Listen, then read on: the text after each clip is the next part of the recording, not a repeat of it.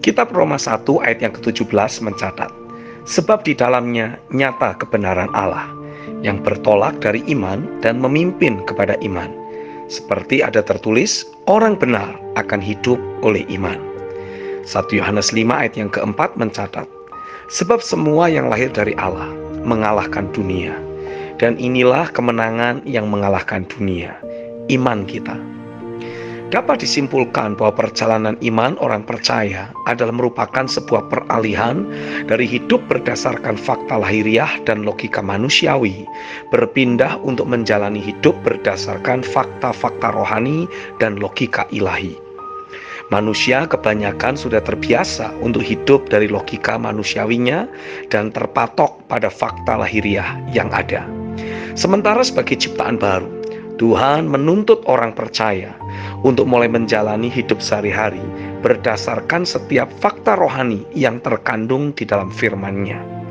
Peralihan untuk mulai menjalani hidup hanya berdasarkan firman atau fakta rohani membutuhkan terbangunnya logika ilahi. Semakin kuat logika ilahi terbangun dalam hidup seseorang, semakin kuat pula kehidupan iman di dalam dirinya.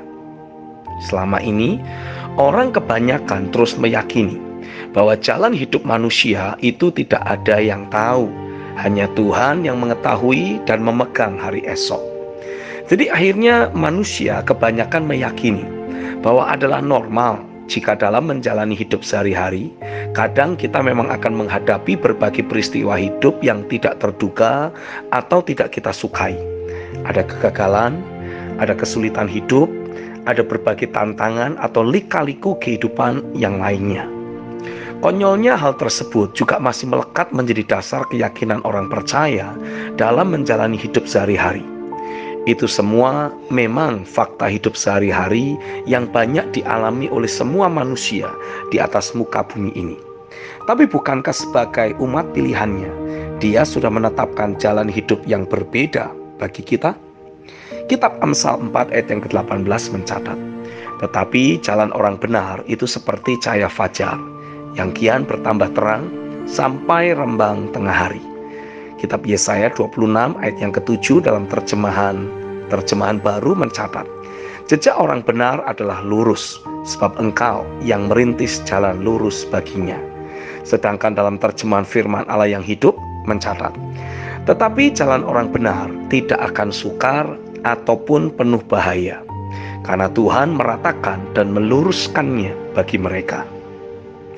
Sedangkan dalam Mazmur pasal 18 ayat 23-26 Alkitab mencatat, aku berlaku tidak bercelah di hadapannya dan menjaga diri terhadap kesalahan.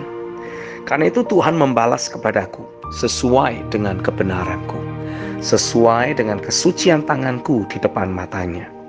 Terhadap orang yang setia, engkau berlaku setia. Terhadap orang yang tidak bercela, engkau berlaku tidak bercela.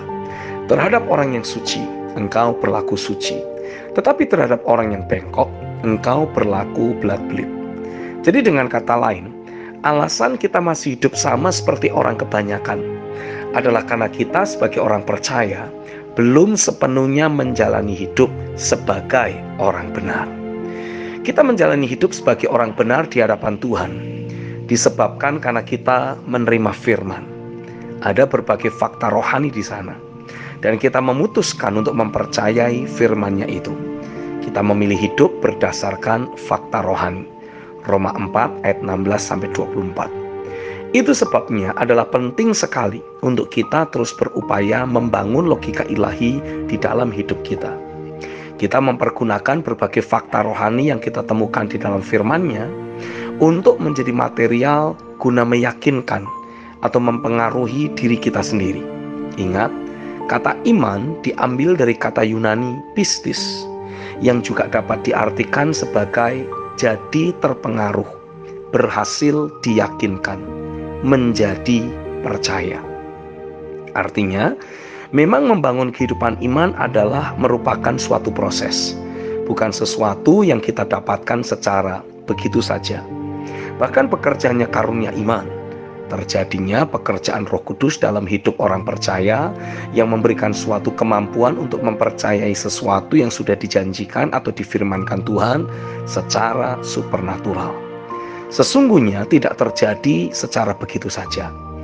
Ada suatu pekerjaan firman dan roh yang sebelumnya sudah terjadi dalam kehidupan orang percaya yang bersangkutan, yang mempersiapkan untuk datang dan bekerjanya karunia iman di dalam hidupnya.